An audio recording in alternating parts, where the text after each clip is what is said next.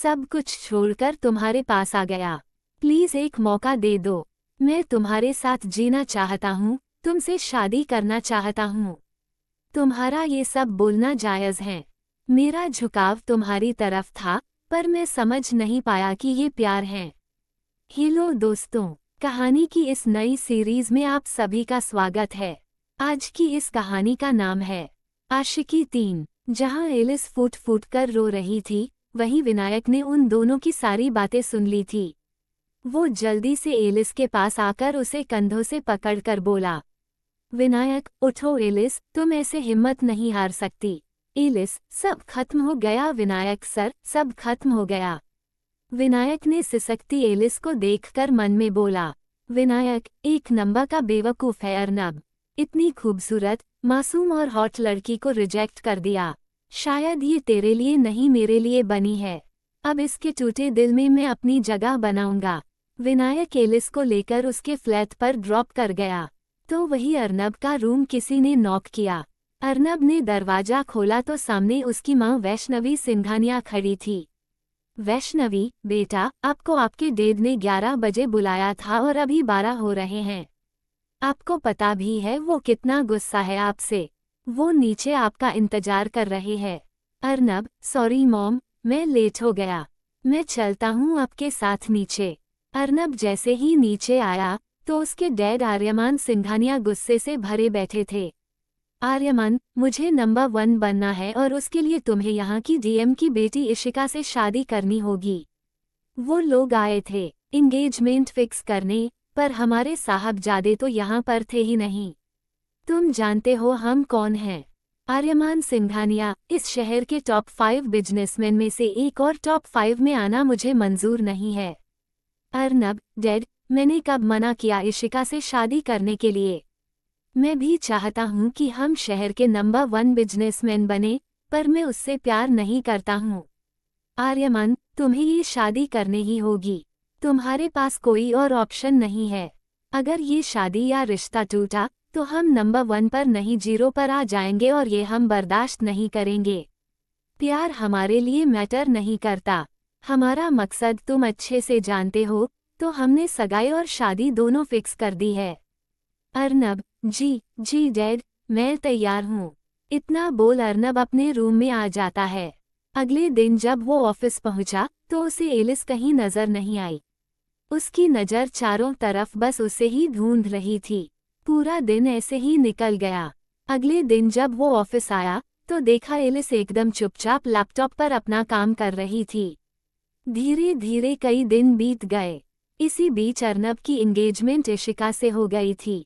उस दिन के बाद एलिस एकदम चुपचाप सी रहने लगी थी। उसने पूरा फोकस काम पर लगा दिया था। वो अर्नब से काम के रिलेटेड ही बात करती थी।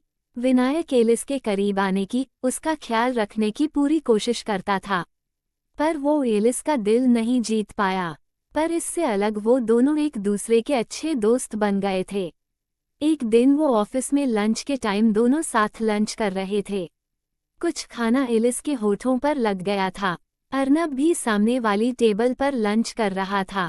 जैसे ही वो उसके होठों से खाना साफ करने को आगे बढ़ा तो अचानक उसके कदम रुक गए, क्योंकि विनायक अपनी उंगली से एलिस का होठ धीरे से साफ करने लगा। जहां एलिस विनायक की केयर पर मुस्कुरा उठी, वहीं अर्नब का दिल गुस्से से भर आया। वो गुस्से में अपनी मुट्ठियां भींचते हुए बोला, अर्नब, उसे कोई भी टच करे मुझे बुरा क्यों लग रहा है। वैसे भी मेरी मंगनी हो गई है। एलिस उठकर जाने लगी तो अचानक एक चेयर से टकराई तो विनायक ने उसे संभाल लिया, जिससे वो उसकी बाहों में झूल गई। ये सब अर्नब बर्दाश्त नहीं कर पाया, वहां से दूर चला गया। अब ऐसा अक्सर होने लगा। विनायक की नज़दीकियां एलिस के साथ बढ़ती ही जा रही थीं। एलिस को लगता था कि विनायक उसका अच्छा दोस्त है, उसकी केयर करता है, पर वो नहीं जानती थी कि विनायक उसे पसंद करता है। जब भी विनायक एलिस के नज़दीक जाने या उसे छूने की कोशिश करता तो अर्नब गुस्से से भर जाता था। शायद उसे भी प्यार का एहसास होने लगा था, पर वो एक्सेप्ट नहीं कर पा रहा था। अगली शाम विनायक की बर्थडे पार्टी थी, जिसमें उसने अर्नब और एलिस दोनों को इनवाइट किया था। पार्टी बहुत ही शानदार थी। ब्लू टॉप में एलिस बहुत ही सुंदर लग रही थी। विनायक, यह मेरे सारे दोस्त हैं, आज मैं आप सबके सामने कुछ कहना चाहता हूँ।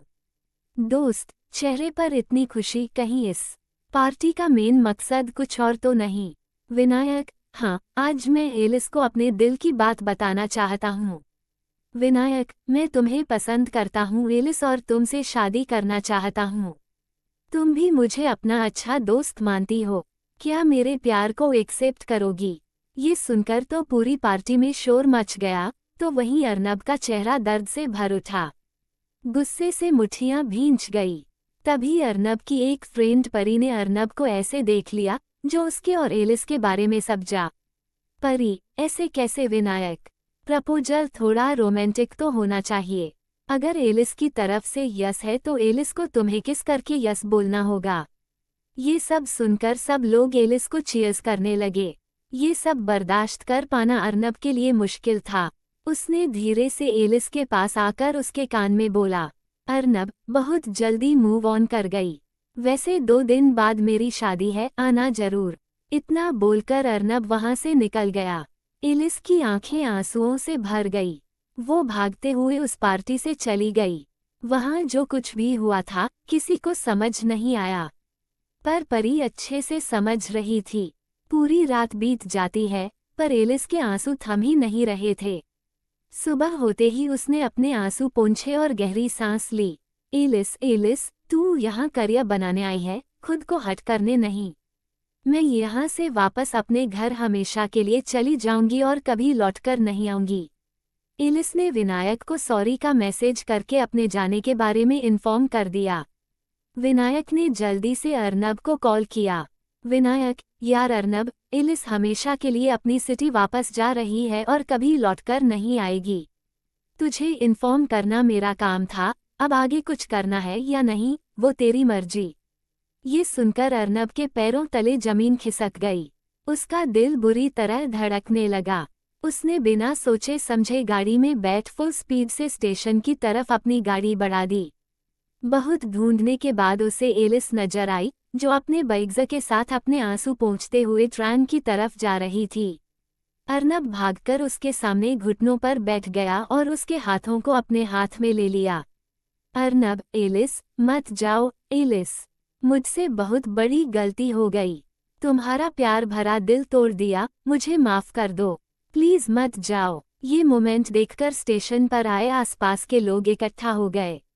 एलिस, किस हक से रोक रहे हैं मुझे आप अर्नब सर? कल आपकी शादी है ना, तो यहाँ क्या टाइम वेस्ट कर रहे हैं अपना?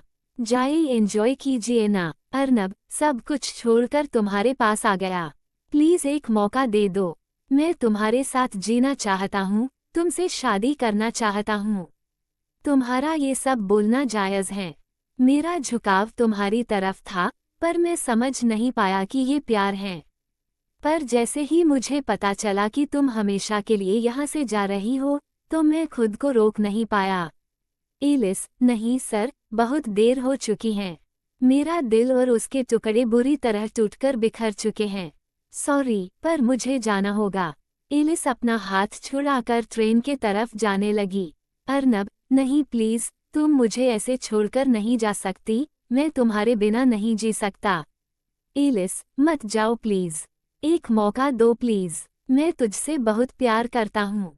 आई लव यू एलिस, रुक जाओ प्लीज। अर्नब चिल्लाता रहा पर एलिस रोते हुए ट्रेन में बैठ गई और फूट फूट कर रोने लगी। ट्रेन कुछ ही देर में वहां से चल पड़ी और अर्नब वहीं ढेर हो गया। वो खुद को ही कोस रहा था, फूट फूट कर रो रहा था। एलिस का दिल बुरी तरह धड़क रहा था। अचानक से वो घबरा उठी। एलिस, ये मैंने क्या कर दिया? नहीं, मुझे जाना होगा, मुझे अर्नब के पास जाना होगा। इतना बोलकर एलिस ने इमरजेंसी ब्रेक दबाई। वो तेजी से ट्रेन से उतरकर भागी। अर्नब ने अपनी भीगी आंखें उठाकर देखा तो एलिस भागते हुए रोते हुए उसकी तरफ ही आ रही थी। जिसे देख अर्नब उठकर तेजी से एलिस की तरफ भागा और दोनों ने एक दूसरे को अपनी बाहों में भर दिया। दोनों फूट फूट कर रोने लगे। एलिस, अर्नब, मैं तुमसे बहुत प्यार करती हूँ, मैं तुम्हारे बिना नहीं जी सकती। अर्नब, मैं भी तुमसे बहुत प्यार करता हूँ, कभी भी तुमको खुद से अलग नहीं करूंगा, आई प्रॉमिस। दोनों ही मुस्कुरा उठे। दोनों की आंखें आंसुओं से तर थीं। अर्नब ने एलिस के होठों पर अपने होठ रख दिए। दोनों के अंदर जैसे सुकून भर गया था। दोस्तों, ये लव स्टोरी आपको कैसी लगी? नीचे कमेंट में हमें ज़रूर बताइएगा।